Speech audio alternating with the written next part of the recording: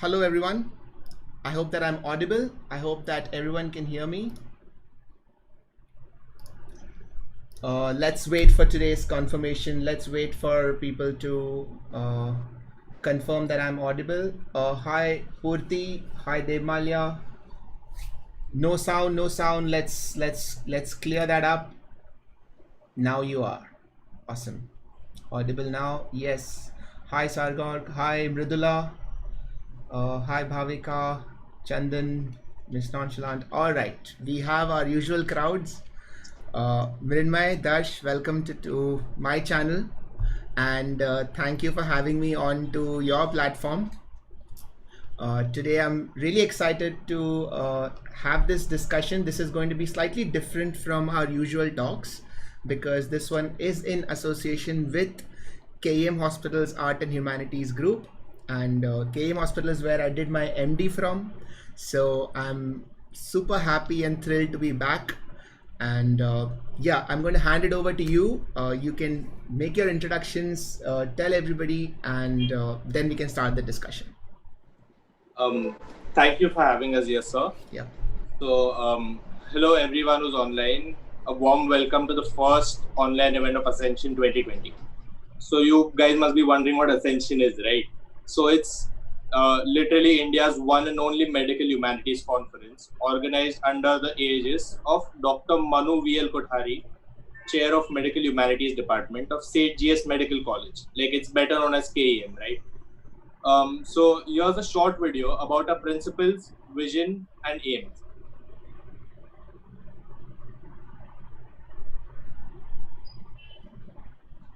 Sir, could you stop sharing Yes. your screen? Yeah, Yeah, thank you I so have. much. You can go ahead.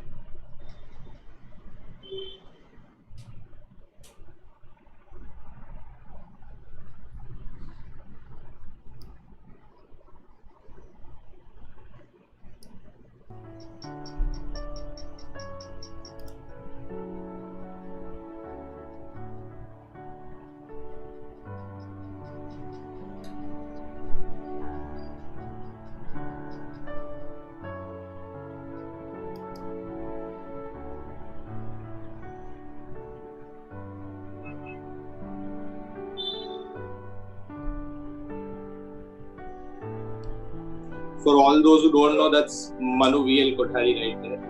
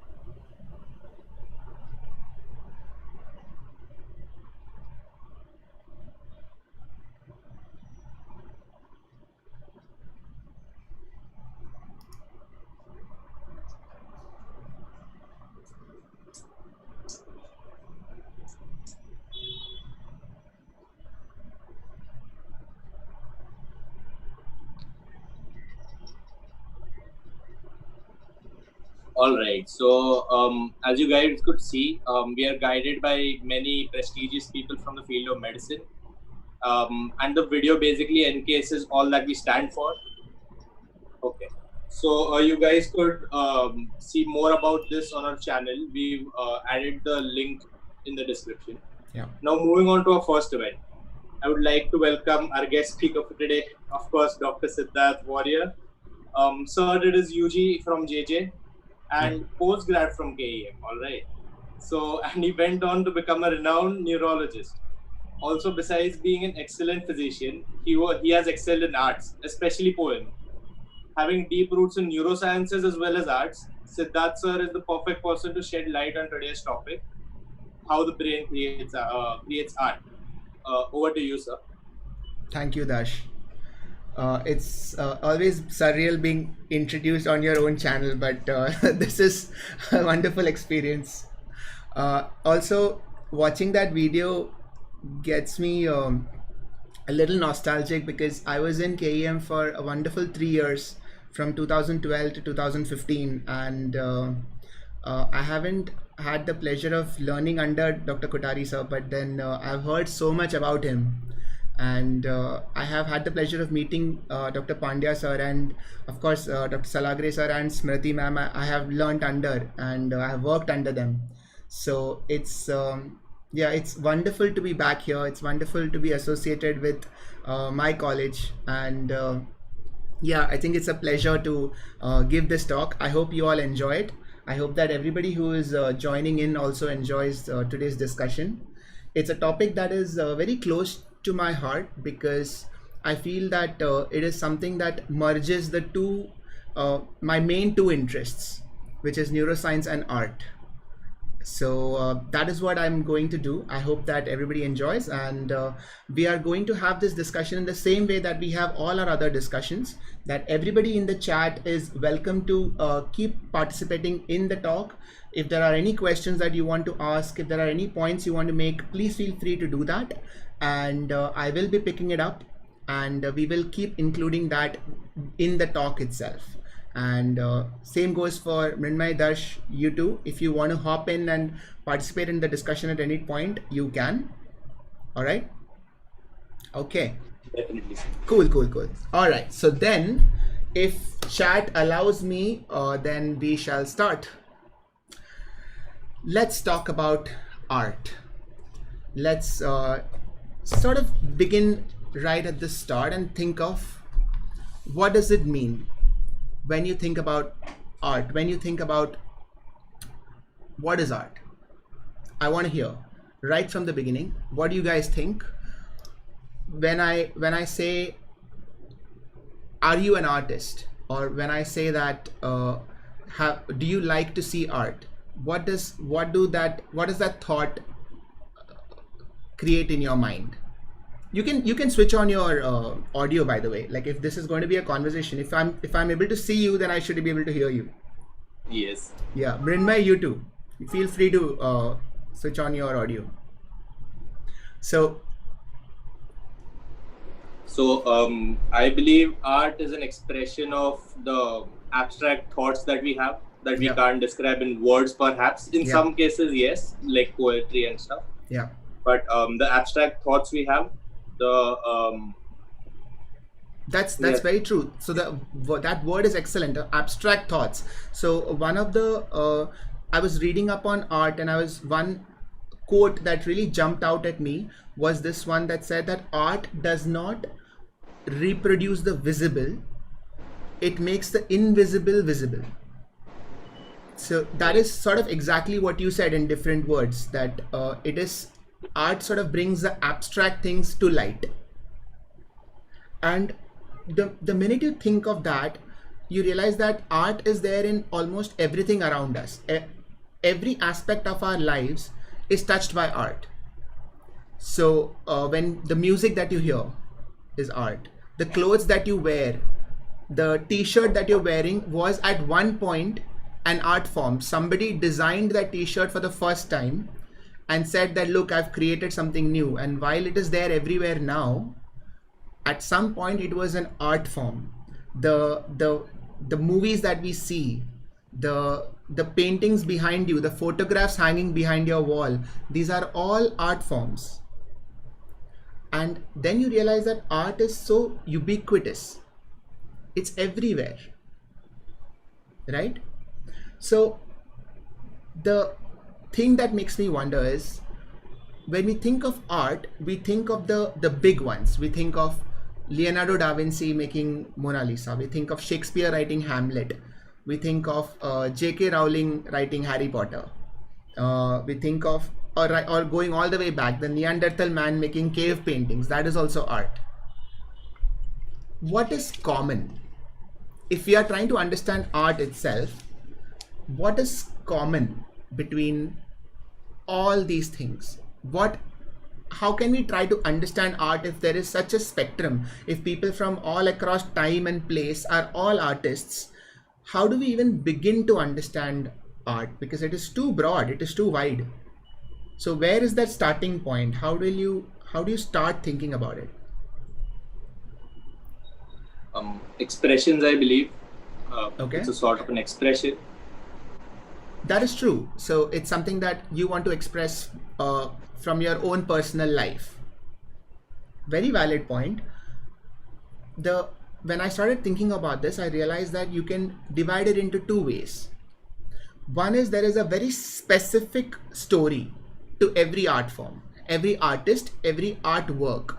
So there is a way that if Leonardo da Vinci made Mona Lisa, we can try to understand it from a sense of who is Leonardo da Vinci, when did he make it, why did he make it, at what point in time did he make it, what was he thinking about.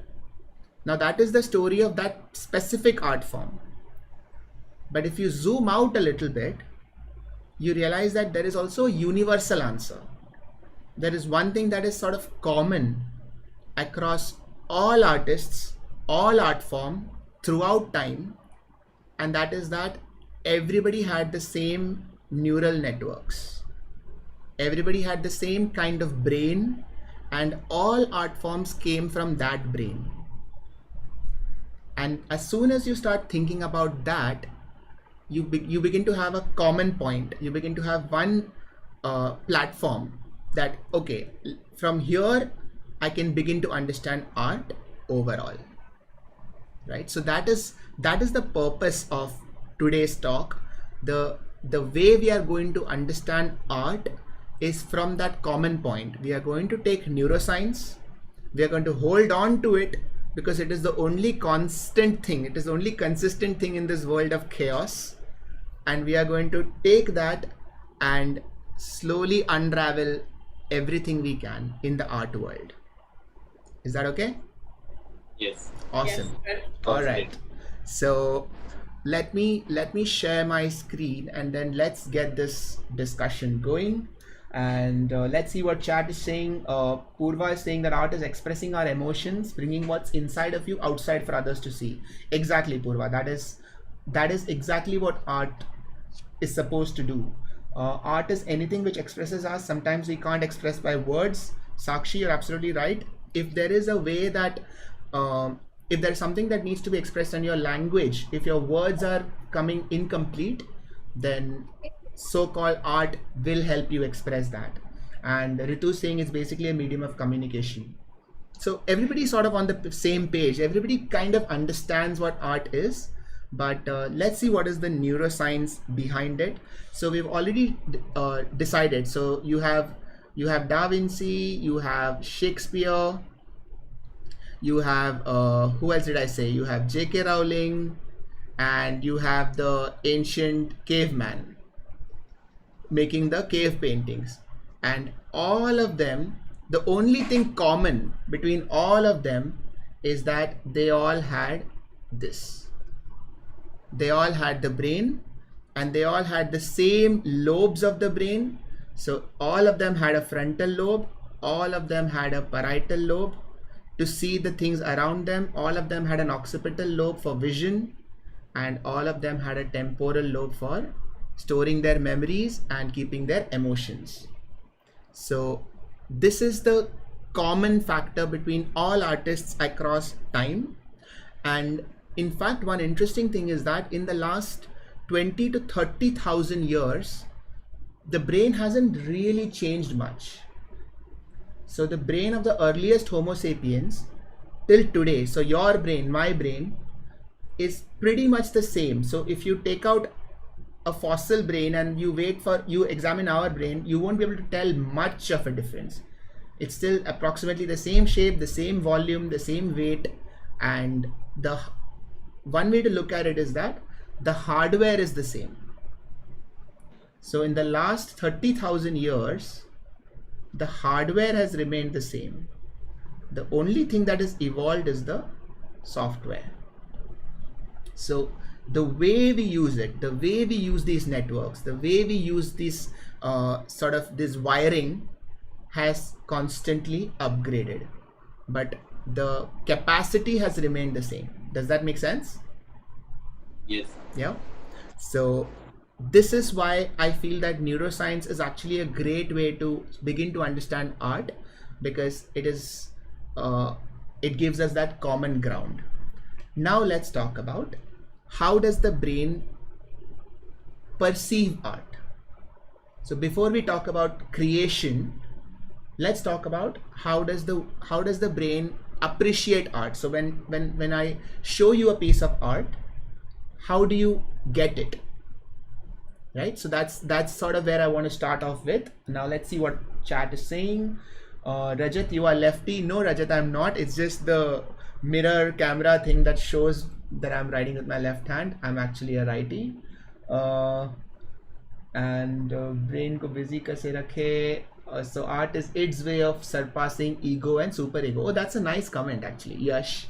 So Darsh, Mrinmay, a few days ago we discussed psychiatry, we discussed Sigmund Freud, and we talked about id, ego and superego, which is Sigmund Freud's way of dividing and understanding human behavior. And id is the primary desire and willpower to do it. Correct. So it is like the primary desire thing, and superego is your the one that tells you what should be done, what shouldn't be done, and ego tries to balance everything. Inhibitions that you have. Exactly. So that's an interesting way of saying that art is its way of surpassing ego and superego. So it's like what Yash is saying, that it's like your limbic system trying to express without being constrained by the modern rules of what should be said and what should not be said, which is very interesting, because I'm going to try and remember that and come back to it later, right? Okay. How does the brain perceive art? The easier question is, how does the brain perceive anything? Okay. So now let's talk about perception. So if this is you, sorry I couldn't draw you in a more detailed way, but let's assume this is you, then everything you perceive comes in through one of your five senses. Correct? You either see something, you hear something, you touch something, you taste something, or you smell something. Everything comes into your brain through one of these senses, and at some point you become aware of it. Which is, so when you see, for example, if you see a tree and this is you, at some point you look at this and say, oh, this is a tree. But between these two events, there are a lot of things that happen. So you might wonder why I'm talking about this. Why is this important? But this has got everything to do with perception of art. So that is why we're going to spend 2 minutes just discussing on how we perceive the world, right? Because art is a subset of the world. So we have to understand how we perceive the world at all before we talk about how we perceive art. Now, the first thing that happens is that between you and the tree, there is the brain and there is the eye. Okay. So the first thing that happens is that the light rays from the tree hit the eye, and at the back of the eye is something called as the retina. Now you guys are all familiar with the retina because you are all doctors, but there will be people in the chat who might want to know more about this. So the retina is the layer of the eye that is at the back, So all the things, all the light waves that hit your eye ultimately end up in the retina at the back, and it hits the retina as photons. Now this is very important because the tree might be a complete structure, but by the time it hits your retina, all those light waves that are reflected off of it will hit your retina as multiple millions of photons. And the retina will then divide these photons and send them to your brain. Now, for the first time, we are going to be talking about the part of the brain that is at the absolute behind, called as the occipital lobe. And the function of the occipital lobe is to see. You guys already know that, or you should know that. But chat, the occipital lobe, which is at the back of your brain. So when you tap the back of your skull, you're actually tapping the occipital system. And here, all those photons will get sent to the back, and the occipital lobe has multiple layers. And what the occipital lobe does is, eventually, it has to combine all these millions of photons back to the tree. And art happens here. Why does it happen? So at the absolute back of the occipital lobe is layer 1. And what layer 1 does is, it is something called as the simple cells. And the simple cells have a very simple role. It will only see straight lines and curves. So when you see a tree, the curves and the straight lines are all assessed by the simple cells. And then once the simple cells analyze the straight lines and the curves, it tells the next layer to talk about more complex stuff.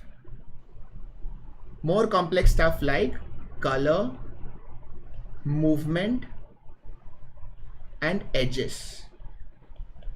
So gradually, as this impulse gets sent forward more and more complex stuff get processed. And by the time it reaches the layer that is at the absolute front, the final tree gets formed. Now just hold on a second. I need to enable slow chat because there is some kind of spam. All right, coming back. Where are we? So we saw the tree. The tree was burst into multiple photons. The photons went to the back of your head in the occipital lobe. The occipital lobe started putting those photons back together. Slowly, in the first layer, only the simple cells were there. They decided on the straight lines, and the complex layers added curves. They decided, is the tree moving or is it still? And it decided that where are the edges. Now the final tree has been formed, but we still don't know that this is called as a tree. And so this final form will get sent to two places. It will get sent to the temporal lobe and the parietal lobe. And the role of the temporal lobe is to decide the what. So what am I looking at? And the role of the parietal lobe is to decide where. So where is this thing? So think of how important this is. Imagine that you are a rat in a jungle and you see a tiger or a cat.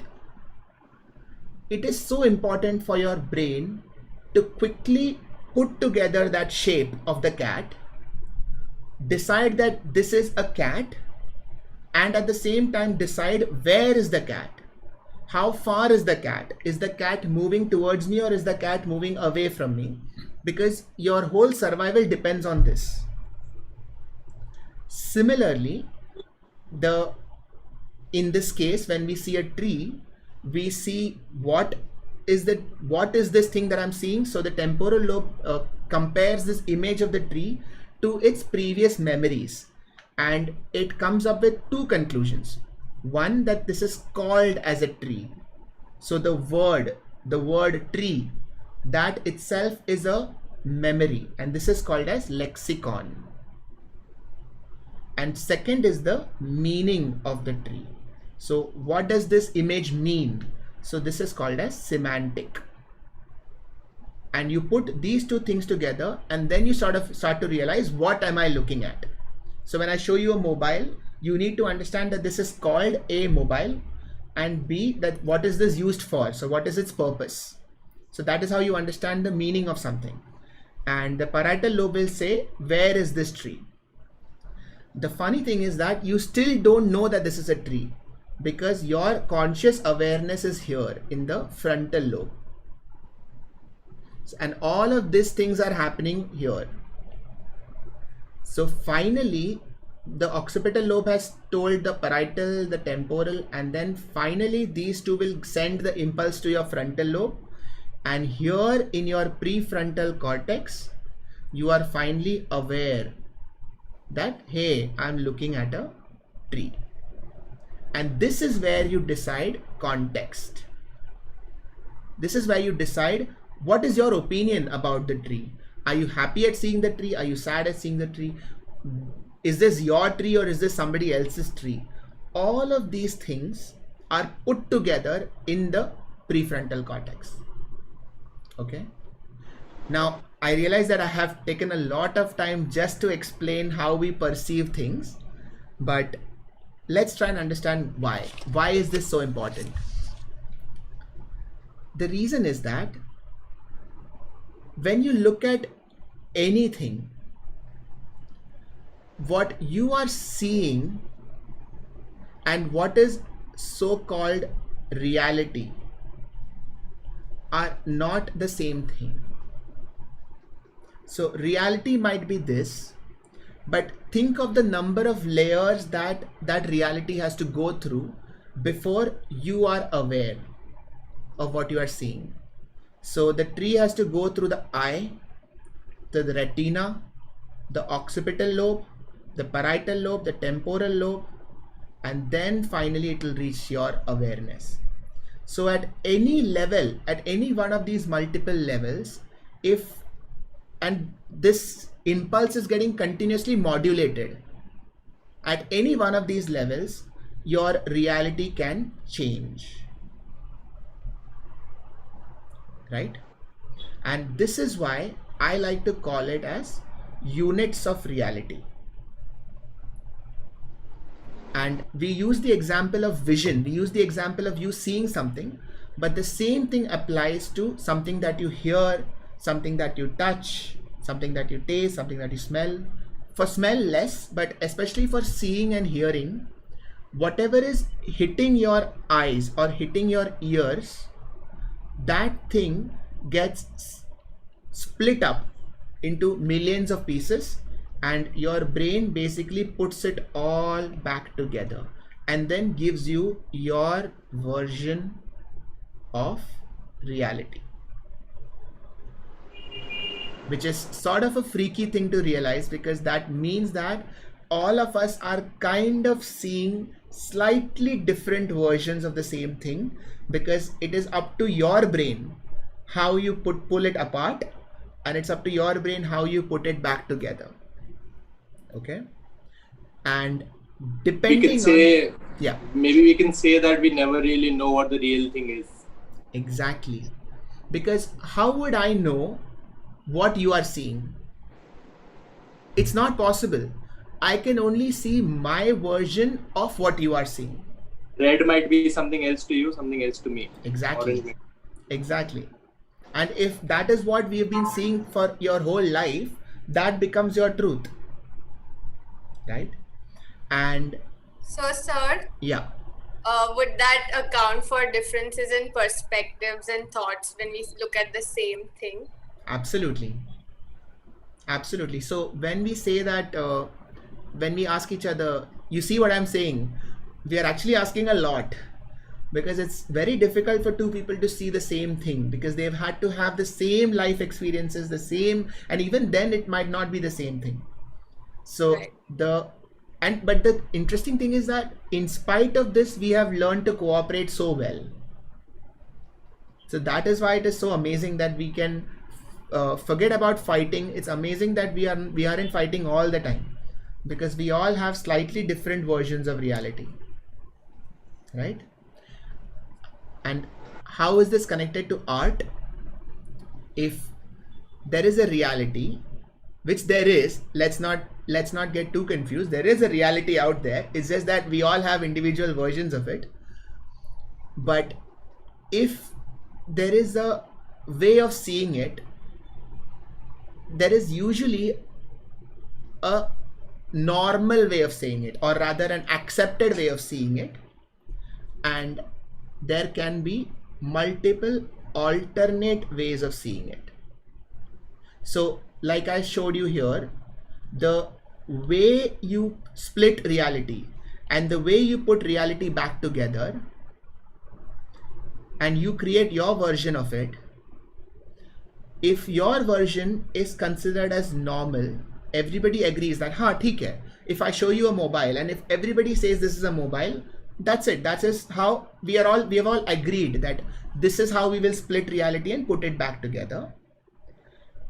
But if you say that this is the end of the world, that doesn't sound right. That is not my reality. Why would you say that mobile is end of the world? That is such a weird way of saying it. How did you do that? How did you split that reality of the mobile and put it back together to form a meaning of end of the world? Now, if you call mobile as end of the world and say you describe this, you talk about it, the more you describe it, the more it becomes art. Because now what you have done is you have created another way of looking at the same reality. And now if you write about it, or you draw a sketch of the world and one big mobile phone and it is killing everyone, this concept remains the same, but now you are expressing and you are showcasing an alternate way of looking at reality. And this is just one way. So as soon as I say alternate, I mean close to infinite, I think. Because there are infinite ways of splitting reality and putting it back together. And that is why there are infinite art pieces. Because everybody puts reality together in a slightly different way. So if you are really, really keen, then you can say that everybody is an artist. But the differences has to be the differences are usually very small. So if we both agree that this is a mobile, then there is very little difference. So between the two of us, neither of us is an artist. But if one of us is seeing it in a different way, then that makes it art. Okay, now what is interesting in this whole discussion is that this is my version of reality. So this is how I see it. And you can never escape that, because whoever is saying anything is telling you their version of it. And this is an inescapable truth. So ultimately, you can either agree with me or not, and that becomes your version of truth. Does that make sense? Yeah. So let's go a little bit deeper. Let's go a little bit deeper into what the brain does. And I'm going to see if chat is still with me. I'm going to see if this was all making sense to them. Purti is saying this is exactly how artificial neural network also works. Purti, that is very interesting. So I think Purti is teaching machine learning and artificial intelligence at Goa. So then that will be very interesting to talk more about. Hariom is asking at this time, what is the role of thalamus? So thalamus has a very important role to play. So this splitting, where does this go? The part of the brain that does the splitting of reality is done by thalamus. So the thalamus is kind of like the traffic cop. So everything, all the traffic that is coming in, The thalamus says, okay, you go here, you go here, you go here. So thalamus is actually what does the splitting. So that's an interesting question. Ram Arvind could have drawn a better brain, I'm sure. There are infinite ways of drawing this. Ayush Krishna, please mention the name of the other two. Yes, I will. I'll add you guys. I'll add both of your names on the live stream title. Okay, novelty of perception is not the only criteria of art. That is true, Divya. There are so many layers of art that to think that we can break it down into one line would be optimistic, but we have to start from somewhere, because when something is very complex, one of the challenges is that you don't know where to start from, and so you find it easier to not go into it at all. You think that ye to ho hi nahi payega, this is too much, so let's not start at all. But I agree that art is extremely complex, but maybe it need not be. We can, in our own version of the truth, we can have a simpler version of art and then go into the complexity as we get more and more comfortable. Yeah. And Dheeraj has asked, are dreams art? Dheeraj, that's a very interesting question. Dreams are art because okay, we are going to get to that. Can you guys remind me of this question later about dreams? Yeah, I have a couple of interesting thoughts on that. All right, now let's go a little bit deeper into the brain and let's talk about the two sides of the brain. Yeah, so you both know there are two sides of the brain. There is the left side and there is the right side. Now I'm curious as to what people already know about the left and right side. I know that there has been a lot of talk about this. So are you a left brain person? Are you a right brain person? So what do you guys think about it? What do you guys think of the two sides of the brain? Everyone has a dominant hemisphere, right? So the dominant hemisphere is concerned with the cognitive functions. The other hemisphere is concerned with the more artistic functions. Mm-hmm. Okay, that's a fair way of saying it. So when we say dominant, the term dominant came because the left side was found to be more involved in language, right? So the left side was involved in language to the extent that the left side understands the units of language. So if I say that hi, how are you doing, the meaning of the individual words the left brain will put together. But what is sort of not so clearly understood is the role of the right brain in language, and it's still not fully understood. But sort of what the right brain does is, once the left brain has understood the meaning of individual units, it sends this information to the right side, and the right side decides how to put these units together. So if I give you 7 colors, the left brain will decide what color is what, and the right brain will decide how to put them together to form a pattern. And which is why it's not really fair to say that language is in the left side, because you can't function without either of these. If you don't know what the individual units do, then there's no point in putting them together. But if you can't put them together, then what's the point of knowing the individual units? It's sort of like that. And so whenever you come across anything, now if you see that if there is reality, and that reality goes all the way back to your occipital lobe, and from the occipital lobe that reality gets sent forward to the temporal lobe, the left side temporal lobe will understand the units of reality. It will send it to the right side temporal lobe to understand the pattern, and then both of these lobes will talk to the prefrontal cortex, and then say that, listen, these are the individual units. This is how I have put things together. And now you tell me, what do you think about this? And the prefrontal cortex, it's not a one-way street. So it often talks back. So the prefrontal cortex says, no, no, no. I don't like this way that you've put it together. Put it together in a different way. And so the right side of the brain can literally, okay, sorry, let me put it together in this way. Is this more acceptable? So it's literally like you are at a clothes store and saying, ye koi aur color mein nahi hai kya? So then the right side of the brain says, wait, let me see what I can do.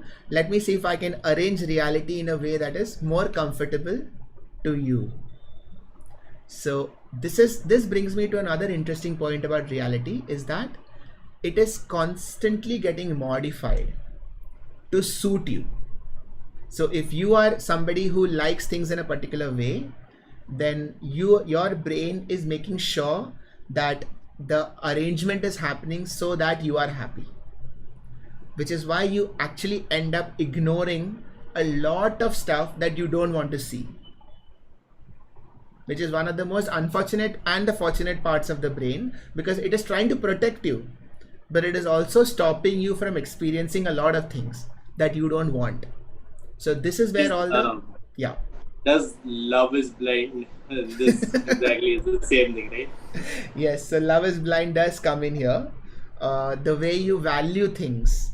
So when you are in love, initially, that first, क्या बोलते हैं, like जब प्यार पहली बार होता है and all that stuff. So then that person will mean everything to you. So they can do no wrong. Whatever they do is okay. So there is a lot of reality that your brain is just suppressing, saying this is ignoring the red flags, basically. Yeah, I mean, look at the red rose, don't look at the red flags. This is a better reality for you. So yeah, so that is what the right brain does. And so literally what the role of the right side brain is to make sense of patterns. Now, Divya has asked a very, very nice question. How important is corpus callosum in creating art? And Divya, I love that you asked it. So, corpus callosum, let me ask the medical students, what is corpus callosum? Connection between the two hemispheres. Correct. So, there is bridge of the brain. Yes, bridge of the brain.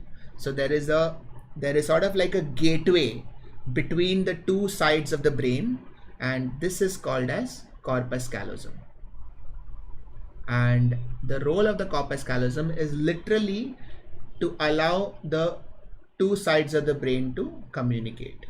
So there are millions of neurons continuously talking to each other from across the gateway, and they are constantly talking about udhar kya chal raha hai, idhar kya chal raha hai, and they are constantly exchanging information, saying that, okay, I have understood this unit, how will you put it together? Because this track, let me show you in color. So this track is also not a one way.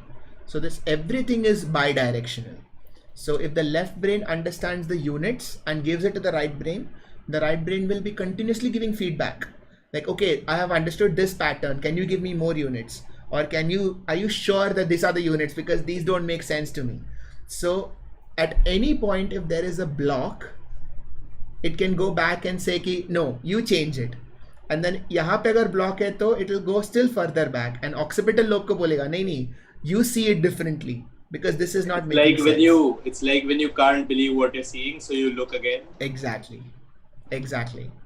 So that is why the first time you see an art form and the 10th time you see an art form, or the first time you hear a song and the 100th time you hear a song, is very different, because now your brain has settled.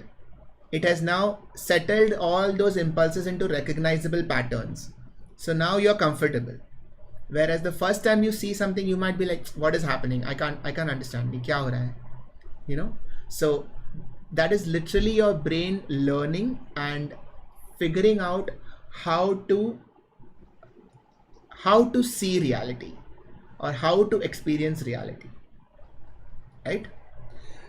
Okay, now let's see what chat is saying. Aviral Shringi, a little out of topic, but can you tell me how to deal with sudden panic attacks and anxiety as I deal with them? Aviral, yes, very out of topic.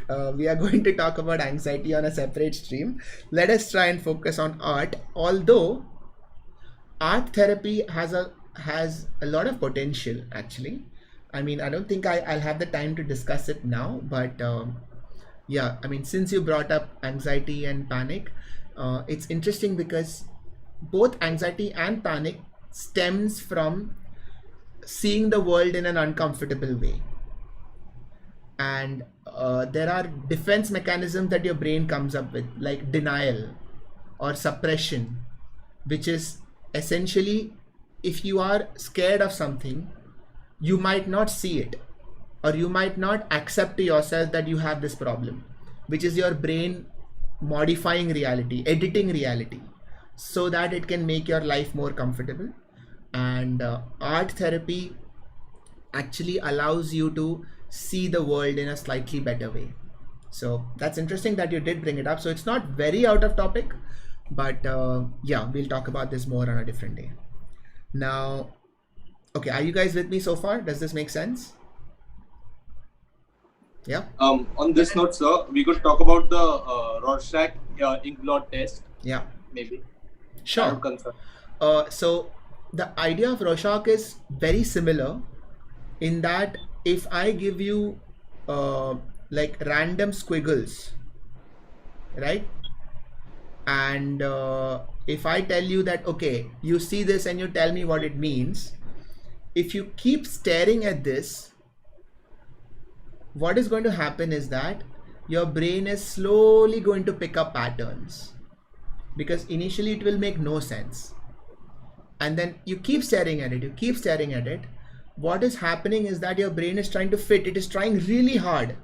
Initially it's just nonsense, but you keep staring at it and it will start picking up one curve here, one line there, and gradually you will start seeing a shape. And what is happening is that your brain is breaking this reality apart and putting it together in a way that only you can, because that shape that you are seeing is completely dependent on your life experiences, your history, your neural networks, right? So Purti has said it is a flying dragon, which is very interesting because like now that she said it, I can also see it. Like I can see that, okay, like this could be the wings and this is the tail and so to speak, but then everybody will see it differently. And this is the fundamental concept of Rorschach test.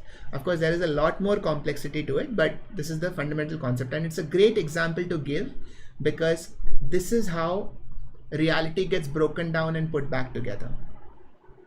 So already chat is going a little nuts. So Mridula seeing a stingray, Shreya seeing a bird struggling with wires, Rajat is seeing a bat, Akshita seeing a bird speak. So this is a psychiatrist's dream. Like it's just I can. Yeah, Mrinmay. So what does that mean when we say, like, we look at certain arts and your response of thought is always something relating to your personality or how you're feeling at that moment of time? Yeah. So how is that connected to the neuroscience part of it? No, I'm not sure I get that. Are you asking like how what we are perceiving, how is that connected to neuroscience? No, I'm saying is sometimes when we look at a piece of art, like many people say, what you feel looking at the piece of art is mostly what you're feeling deep inside. For example, if I feel happy looking at it, that means I'm a happy person. If I feel that. So how would that be connected? So it's such a circular question because emotion and your perception and how you want to see things is like a loop. So this has happened so many times, right? Like, so you are in a very happy mood and you hear a song for the first time, and later on every time that song plays you go back to that moment, right? So if say you heard a particular song on your first date and you were very happy, then even 10 years later when you hear that song, that memory will come. It can work the other way around. If you are feeling very sad and you hear a song, even if that song is a happy one, now suddenly it is associated with a sad memory, and so every time you hear that song, you get triggered. This is what trigger means. Like you get triggered by it. Not just songs, any memory. So people who have broken up in a train will then not want to travel in a train. I mean, I keep saying breakup, but any trauma basically. But you associate any random things together. You can associate a place, you can associate a song, you can associate a particular dress, that okay, this dress was worn during this time and I don't want to ever wear it again, or vice versa, you want to wear it again. So this is just your brain connecting two random patterns together that actually don't have anything to do with each other, but then your brain did it anyway. Right? Does that make sense? Yeah. Yes. Yeah. So now let's talk about, okay, let's use this example of the Rorschach test only. What if you are walking through an art gallery and you see this, okay, and people are telling you that this is a $2 billion artwork, which you can't be surprised in today's day and age. You can't say ki kaise and all that. It's possible. Now somebody says that this is worth 2 million. What do? How does your brain process that information?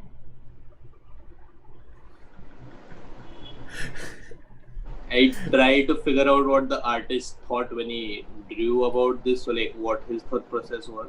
Yeah. That's, yeah. I mean, after saying क्या इसको 2 million, ये तो मैं भी बना सकता था, ये तो मेरा कुत्ता भी बना सकता था, like that is all the usual reaction that I've seen people give in modern art galleries. But after that, like once you move beyond that, what you do is what your right brain does is it tries to make sense. And initially it is that same reaction. You can't make sense. It's not fitting into your perception of reality in any way.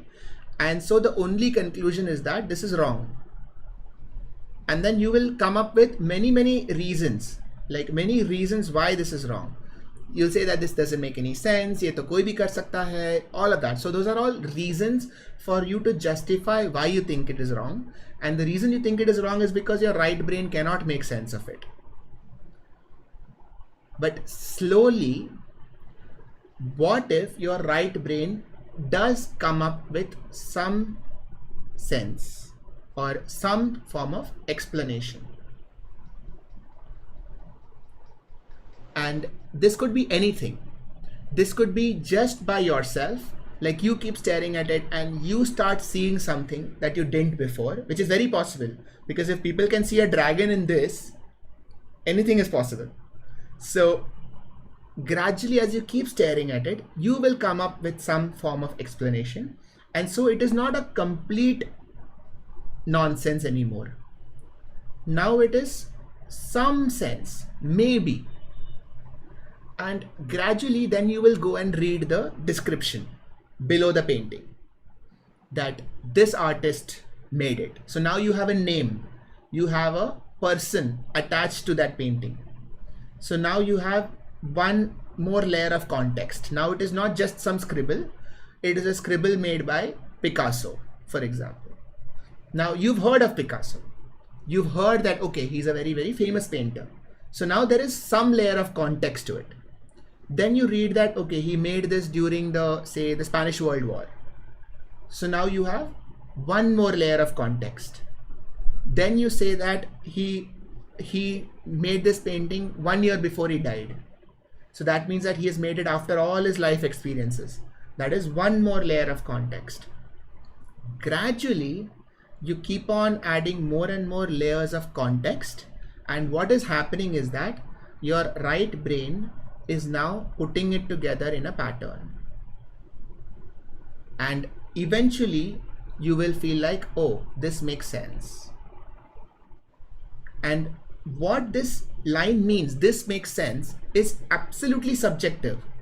it makes sense to you, and it makes sense to you now. 3 days ago, 3 weeks ago, 3 years ago, it made zero sense to you, but now it makes sense. And so now for you it is art. It comes down to that.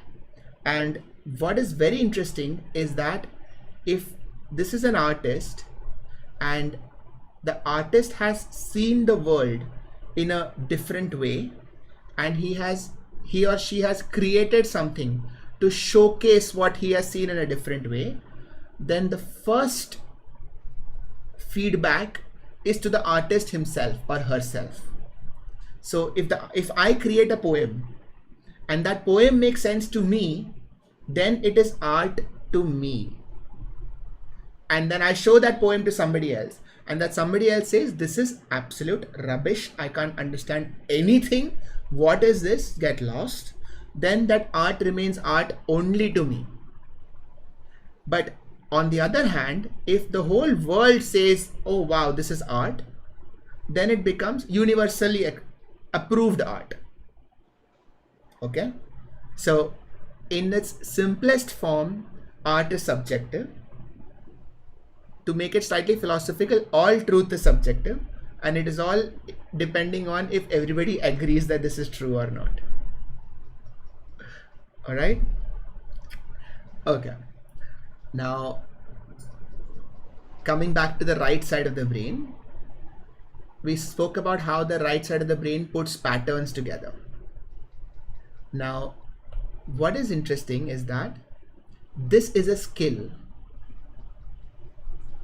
So putting a pattern together, or rather seeing a pattern, is not a fixed thing. So your ability to see a pattern when you are 15 is very different from your ability to see a pattern when you are 25, 35, 45 or 5 years old. So your right brain, just like every part of your body, is continuously learning. And whenever the brain learns something, and whenever the networks in the brain changes, there is a term for it which is called as neuroplasticity. So plastic, when something is plastic, it means that it can be modified. And neuroplasticity is when the nerve cells, the neural networks themselves are changing. So neuroplasticity can happen at multiple levels. Every time you learn something, there is some amount of neuroplasticity happening. And neuroplasticity happens maximum in childhood because you have a lot to learn, right? But it never stops. So even if you're 25, 35, 50, 60 years old, depending on how much you allow yourself, your neural networks will keep learning. It will keep forming new connections. What happens usually is that as we grow older, we close down the neuroplasticity. We say, bas ho gaya.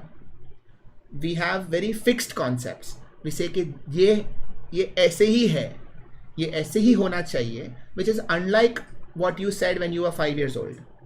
So at 35, you say कि नहीं, I have seen life, this is how things are, and so what you're doing is you are actually shutting down neuroplasticity. Whereas if you keep that mind open, what it means, what does that mean, keeping an open mind? It literally means that your brain is continuously forming new connections. So every time you hear something new, if your neural networks are closed, then that new thing will have nowhere to fit into. But if your neural networks are still fluid, that new thing can just fit into it, and your networks can change and adapt to fit this new piece of information into this existing truth, right? So there was a quote. Have you guys heard of Ramon Cajal? Have you read Robbins? Sure, of course you have. You have underlined it also. You're KEM students. Your book is underlined cover to cover. But he is the most famous neuropathologist. Okay, and you might have seen his name, Carl Cells, and all of that. But yeah, you're right. Yeah. So yeah, if I would have given you 4 options in an MCQ, you would have cracked it. But what this guy has done, you should read about him. He's very, very impressive. So in the 19th century, he said this line, every man is a sculptor of his own brain. Now just think about his level of insight, because this was at a time when neuroscience was at its, forget infancy, like it was not even conceptualized much. And at that time he understood the concept of neuroplasticity, because he saw that neural networks were reforming after damage, and after a stroke neural networks were forming again. And what he meant by this line is that you can create your own brain, you can create your own neural networks, and when you create your own networks, what you're actually doing is you are deciding how you want to see the world, which is incredible because it's kind of like a superpower. If you can change the way you perceive reality, that is a superpower, and it is something that every one of us has, and especially in children, which is why children can adapt to anything. So a child who is born in a particular family will adapt to that family and will become like that person. He or she will grow up believing that religion system. He or she will grow up believing that social values, because children can adapt to anything. But as you grow, that sculpting power becomes lesser and lesser, and that thing just condenses into this is world, this is the world, this is reality, right? Basically, we create our own reality. And this is where what I meant by we are all artists, because at some level we have created this. So you have a worldview, Mrinmay, you have a worldview, Darsh, you have a worldview, and you might not be able to explain it, but it is seen in every action you take, it is seen in every choice that you take, because there are certain things you believe in, there are certain things that you say you hold as truth. ये हुआ मतलब यही होना चाहिए. That is your worldview, and that has been formed at some level because of society, because of things that you read, things that you saw, and your own decisions. And all of those worldviews are sort of coded in this, in the patterns that your right brain makes, right? Now let's come back to art. If there is an artist and that artist perceives reality, that reality comes into him in all these five senses, and you can take something you see, something you hear, something you touch, taste, and take that reality and break it apart and say that instead of this, I'm going to make it this. So instead of a circle, I'm going to make it into a square. And depending on the medium, your art form will change. So for example, a painter will take the colors in front of him and rearrange them and paint it in a different way. A musician will take the sounds around them and rearrange them in a different way. A poet will take the words around them and rearrange them in a different way. Each one of this is an art form, but each one of these people are doing the same thing. They're taking reality, putting them apart, and putting it back together in a way that is unique to them, which is why every art form is unique, but every art form is kind of similar in that they're all doing the same thing. Okay, now just talk to me. So I think we have covered a lot already. What do you guys think? Chat, what is happening? What are you guys talking about? Oh god, they're talking about neural links. Wait, let me catch up. Pranav is saying our smartphones are able to emulate all our sensory organs except smell, which is the only sense that can bypass the thalamus. That's true. So smell does not go through the thalamus. I hope you guys both knew that. Mridmay, Dash. Yes, we do. Yes, it's a very favorite Viva question. What are the key differences in your olfactory senses as opposed to the other ones? Ashmit is asking, is the validity of truth based on the public perception of it? Isn't truth regardless of what people think? Ashmit, that is a good question, but this is what the whole discussion was on the primary observer. So, right from Einstein's physics theories, there was a continuous discussion, and now quantum physics is dealing with this. So, the whole Schrodinger's cat thing is based on this, that if there is no observer, what is truth? So, it's like that whole cat in the box, is it alive or is it dead? Similarly, it applies to every level of truth. If something happens in an island somewhere, did it really happen? And I don't obviously have an answer to this, but it's something to definitely remember that as far as we know so far, truth is subjective. I mean, that is what, as far as I have read, I think I have to conclude that, because how can it be not? Everything that you perceive ultimately has to go through the filter of your brain. There is no way that you can circumvent that filter, because that filter is you. So there is kind of like a funnel there, and everything has to go through that. So yeah, but it's definitely an interesting thing to discuss more. Sakshi's asked, so left-handed and right-handed person in the dominant hemisphere, that concept does really work or not? So most left-handed people still have their left side of the brain as the dominant side. So this rule of left understanding the units of language and the right seeing patterns, that is true even if you are left-handed. Only in some people it is the opposite. And do we really perceive any smell or taste as art? Do we really give that much effort on these senses? Absolutely. I think the whole world of cooking as an art form is based on taste and smell as an art. So I would definitely hold it as that. Also, sir, we might discuss about the few autistic people having the savant syndrome. They have different, they can music is art to them, and like they can visualize all Correct. of it. So that's somebody had asked about synesthesia also, and yes, sir. so the idea of basically when you take in information, that, like I said, that information gets split into units. So if you are hearing something and also seeing something, you might not give the same amount of priority to each sense. So in a case of an autistic spectrum disorder, the way your networks are connected is slightly different. And so for some people, they might be more comfortable with one sense than another. So for some people in the ASD spectrum, they will be more comfortable with colors and not at all comfortable with touch. So if somebody touches them, they might be very uncomfortable.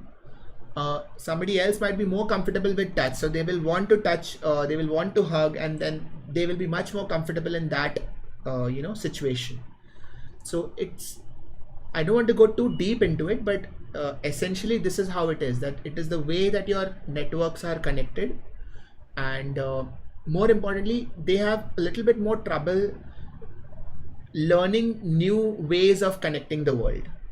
So they will keep learning everything, but they will learn it within that same comfort zone, and they have trouble expanding their comfort zones, which is why the world has to be edited and made sure that, so if somebody is more comfortable in music, they have to spend more time in music.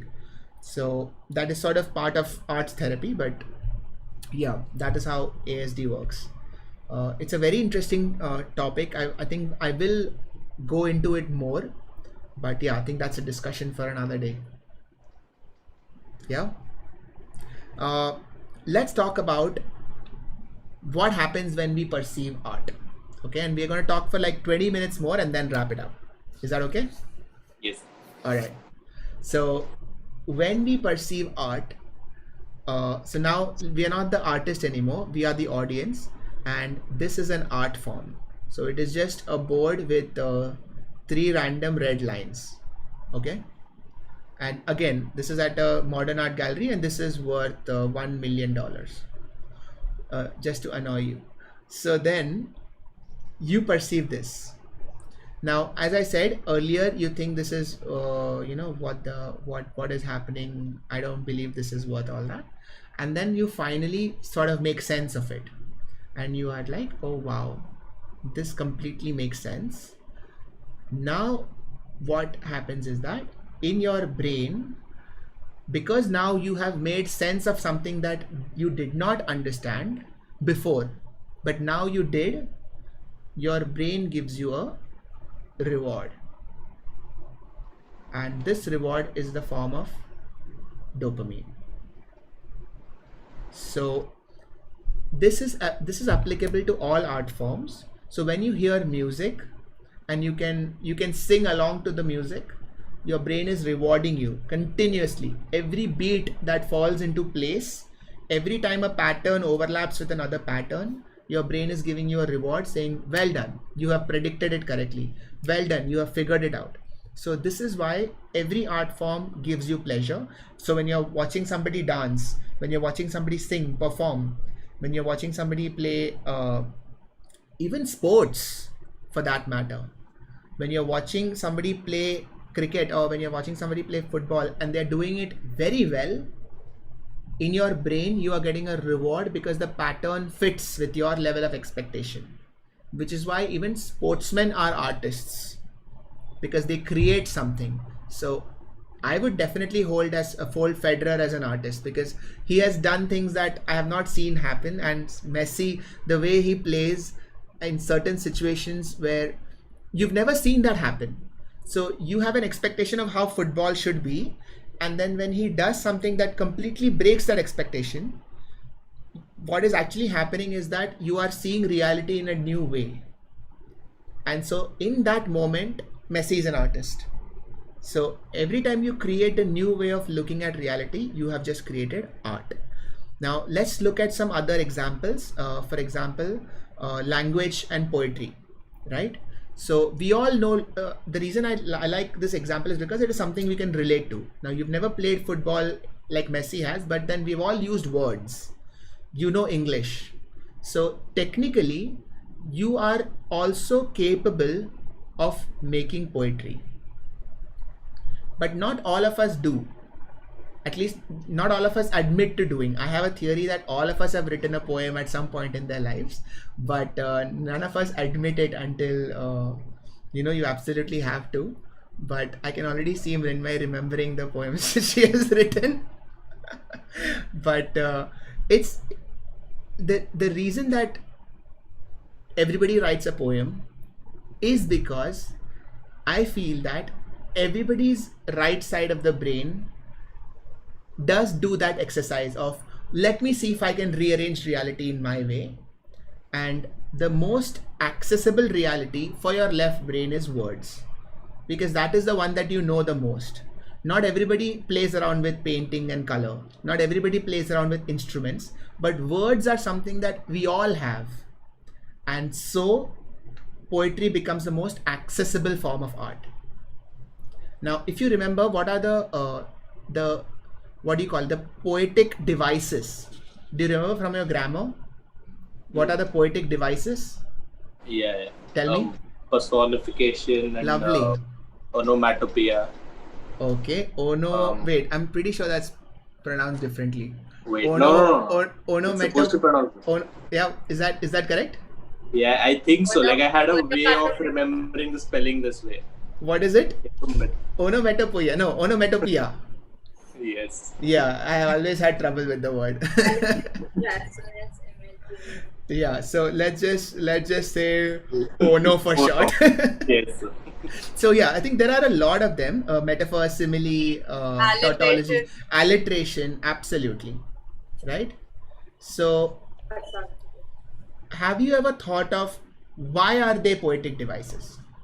What does that mean that these are poetic devices? So what is it? So let's take alliteration, because it's probably the simplest one. What is alliteration? When the same alphabet is repeated. Correct.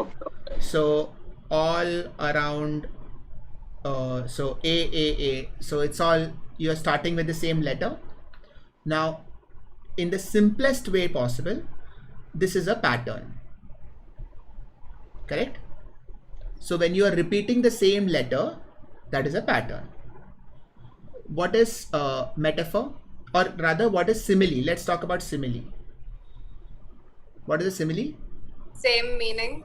Same meaning. So I say red like a rose, right?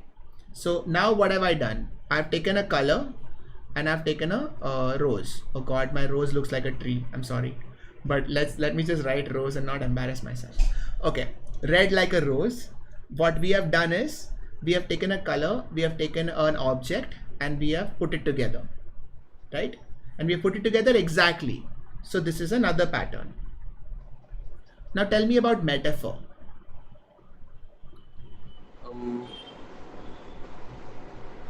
Seeing this thing is something else. Correct. So it's sort of like a simile, but a little bit more complex. So we are actually comparing two different situations, and we are talking about one, but we are talking about two situations, situation 1 and 2, and we will continuously talk about the first situation, but it's almost like we are meaning to talk about the second situation. For example, my relationship has hit a speed breaker. You immediately understand what I mean by this, but the words themselves make no sense. What does that mean? There is what speed breaker? That has no, it doesn't make any logic, but you have immediately understood it because we are comparing a relationship to a, say, a car ride, right? Somebody has said hit a rough patch. Absolutely. You also say we are going too fast, we are going too slow. These are all part of that metaphor where we compare a relationship to a car ride, which actually there is nothing similar. They are completely two different life experiences, but our brain finds a way of putting this pattern on top of this pattern and finding all the ways in which you can merge them, right? And so this is also a way of patterns, forming patterns. Personification. You are giving an inanimate object a personality. You are giving a pattern. So at its simplest level, poetry is just layers of patterns. And how good the poem is sort of depends on how you break down reality. You break it down and then you put it back together and arrange them in patterns. And how well you do it. So if you have only one pattern, so you have a metaphor and that's it. Your whole poem is that metaphor, then that is, your poem is as good as one pattern. Now that pattern might be executed very well. So that is different. But now if you go back to the traditional forms of poetry, say sonnets or say ghazals, just think of the amount of patterns that are there in a sonnet or a ghazal. I'm not sure if you're familiar with either of them, but in a sonnet, there are 14 lines. Okay, so 4 lines, 4 lines, 4 lines, and 2 lines. And each one of those lines will have 14 syllables, 14 or 10 syllables. So every line has to have the fixed number of syllables. So that is one pattern.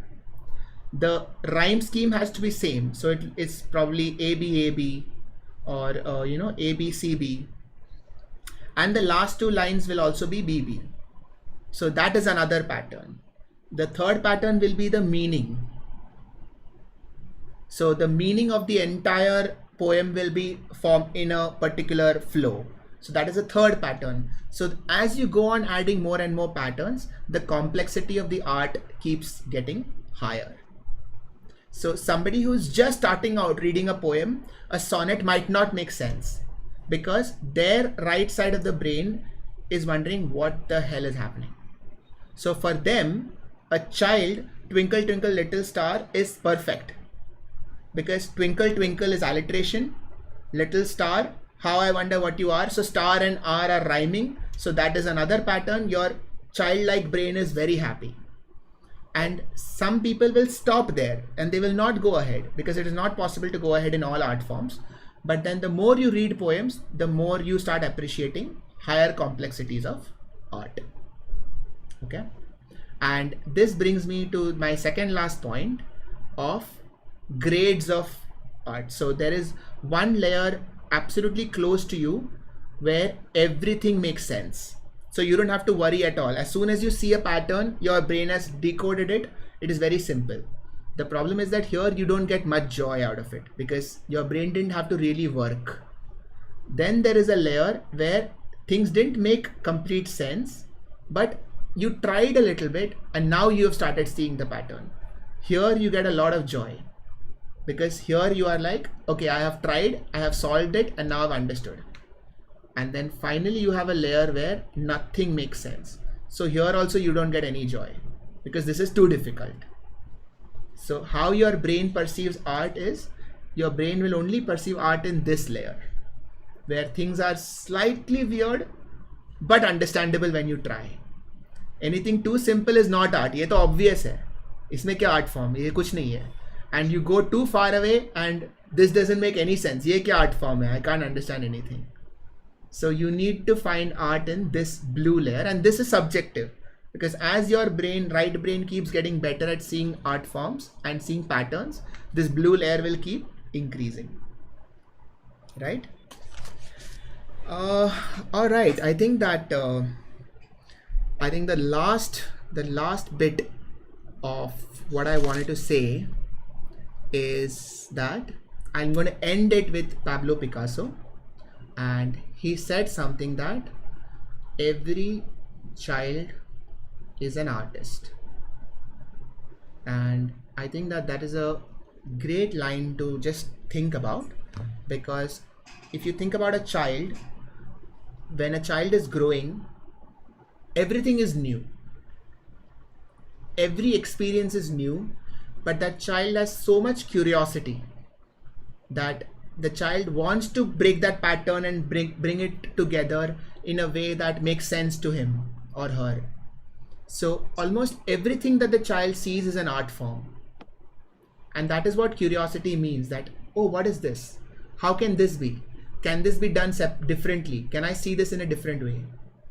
And as you grow, society literally stops that. Like, don't do that. Don't see it like that. Don't. And I understand why, because if everybody does everything in that curious sense, society can't really function.